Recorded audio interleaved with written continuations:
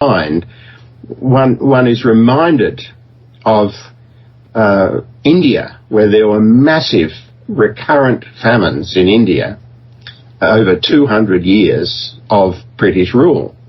And the British basically raped India. India, 2 centuries ago, was responsible for about a quarter of the world's industrial production, of the world's GDP, and China was responsible for another quarter. And the British invaded, and they destroyed the industry and farming and so on, basically exploited the Indians in a very deadly fashion. I mean, so the Indian avoidable deaths under the British Raj totaled something like 1.8 billion people. It was quite an extraordinary thing.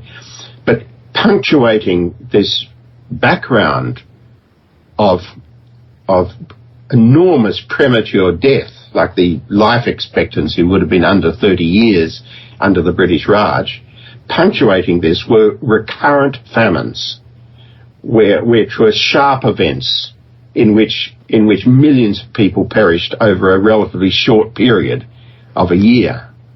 And a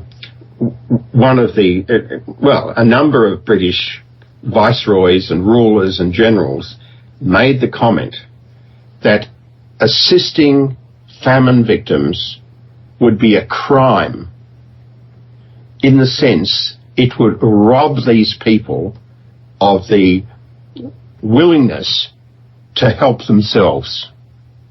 Wow.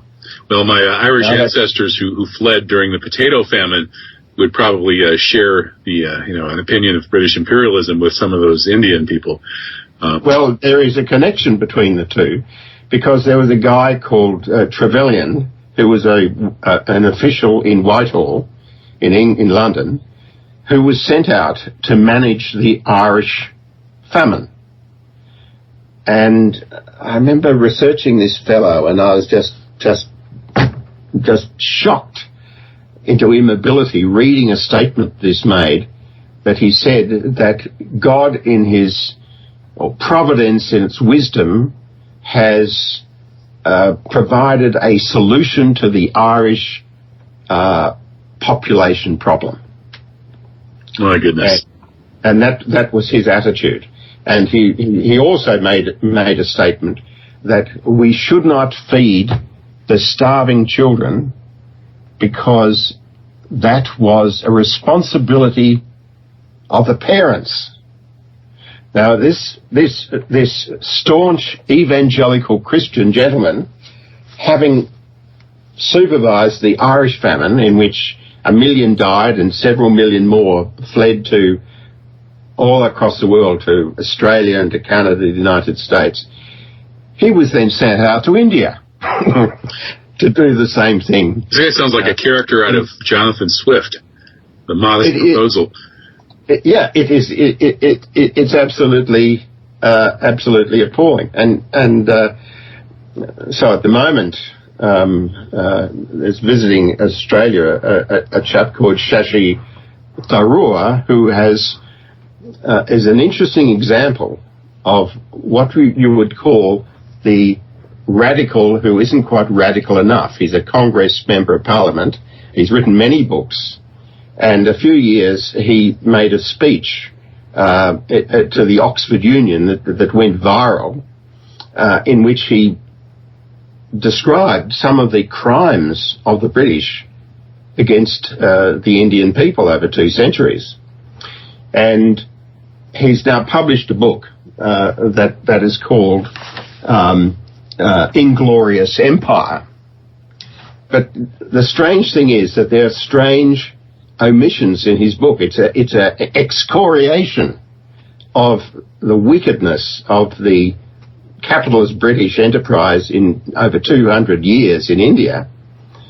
But there are remarkable absences in his book. That is, he evidently didn't want to make the story as awful as it actually was. So the estimation of 1,800 million Indians dying prematurely from British-imposed deprivation over 2 centuries is missing. There is at the beginning, within about 10 years of British occupation of India, or significant occupation of India, there was what is called the Great Bengal Famine, in which 10 million people died in a part of India that is blessed with sunlight, water, rich soil, and an energetic population. That is the part of India that should never have a famine. Yet these 10 million died because they were basically overtaxed.